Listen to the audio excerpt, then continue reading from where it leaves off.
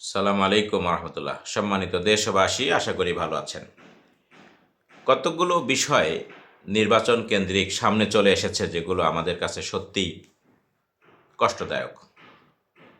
আমরা বিশ্বাস করি, মানতেও চাই, দেখতেও চাই, বাংলাদেশে এই মুহূর্তে যারা নির্বাচনে প্রেক্ষাপটে আছেন তাদের মধ্যে বাংলাদেশ জাতীয়তাবাদী দল বিএনপির নেতৃত্বে একটা গ্রুপ আছে এবং নেতৃত্ব দিচ্ছেন জনাব তারেক রহমান, যার পরিচিতি ব্যক্তিগতভাবে অনেক হাই প্রোফাইল, যার মা ছিলেন একাধিকবারের প্রধানমন্ত্রী, যার বাবা ছিলেন সেনাপ্রধান এবং দেশের রাষ্ট্রপতি।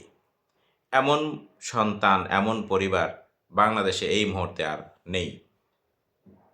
যার ওয়াইফ একজন চিকিৎসক, স্বনামধন্য চিকিৎসক। অপরদিকে জামাত ইসলামী নেতৃত্বে আছেন ডক্টর শফিকুর রহমান। তিনিও একজন ভালো পরিবারের সন্তান, তিনিও চিকিৎসক, তার ওয়াইফও চিকিৎসক।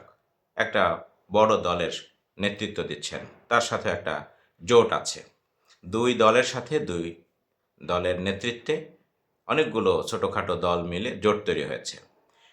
সবাই তো আমরা বাংলাদেশি, সবাই তো এদেশের নাগরিক, সবাই তো আমরা একে অপরের সাথে একই হাট বাজার থেকে বাজার করি, একই মসজিদে নামাজ পড়ি, একই বাজারে বাজার করি, একই শিক্ষা প্রতিষ্ঠানে লেখাপড়া করি, আমাদের পরিবারের ছেলেমেয়ের আত্মীয় স্বজনরা করে। তো আমার নির্বাচনের সময় আমাদের মোটো ভীষণ মিশন থাকতে পারে তুলে ধরার জন্য জনগণের কাছে। জনগণ যাকে ভোট দিবে সে ক্ষমতায় যাবে, ভালো কথা।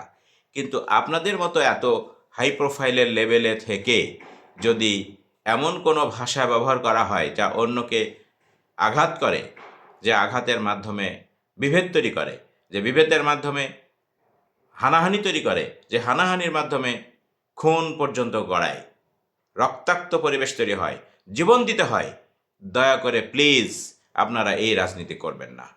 যিনি মারা যাচ্ছেন, যিনি খুন হচ্ছেন, তিনি আপনার সন্তান, তিনি আপনার ভাই, তিনি আপনার বন্ধু, তিনি আপনার প্রতিবেশী, তিনি আপনার দেশের নাগরিক।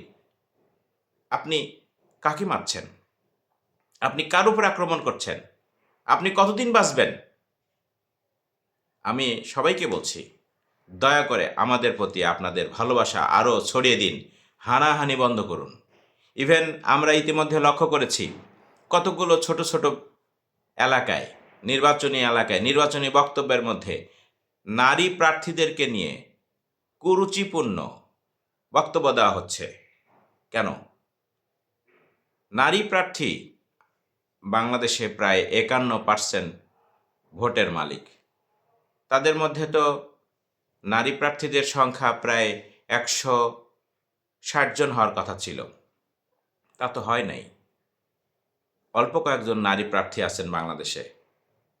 এই প্রার্থীদেরকে অপর প্রার্থীরা ছোটোখাটো পরিবেশে, মিছিল মিটিংয়ে, বক্তব্যে অশালীন ভাষায়, কুরুচিপূর্ণ ভাষায় ট্রল করবেন, বক্তব্য দিবেন। এটা হয় না ভাই, এটা করবেন না প্লিজ, দয়া করে কাজটা করবেন না।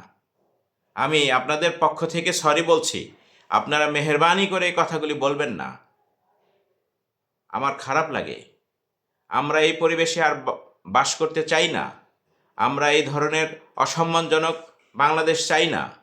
আমরা চাই আপনারা যত বড় চেয়ারে বসে থাকবেন তত নমনীয় আচরণ দেখতে চাই আপনাদের কাছ থেকে, তত ভালোবাসা পেতে চাই আপনাদের কাছ থেকে। আমরা যারা গ্রামে বসবাস করি, আমরা যারা রুট লেভেলে বসবাস করি, আমরা আপনাদের কাছ থেকে ততটাই উন্নত আচরণ ব্যবহার প্রত্যাশা করি। দয়া করে আমাদের প্রতি আপনারা আরও ভালোবাসা পোষণ করুন, আরও সহনশীল হন, নারীদের প্রতি মমতাবোধ দেখান। নেকাব খুলে ফেলবেন, বোরখা খুলে ফেলবেন, থ্রেড দিবেন, বাজে কথা বলবেন, একজনকে আর একটা পশুর সাথে তুলনা করবেন, কুরুচিপূর্ণ অশালীন মন্তব্য করবেন, দয়া করে করবেন না। দয়া করে করবেন না প্লিজ। আমরা সবাইকে সম্মান দিতে থাকি।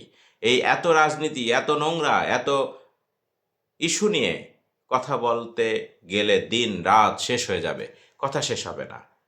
একটু কম কথা বলার চেষ্টা করি, আমরা একে অপরকে সম্মান দেখাই, ভালোবাসি, স্নেহ করি। ধন্যবাদ সবাইকে।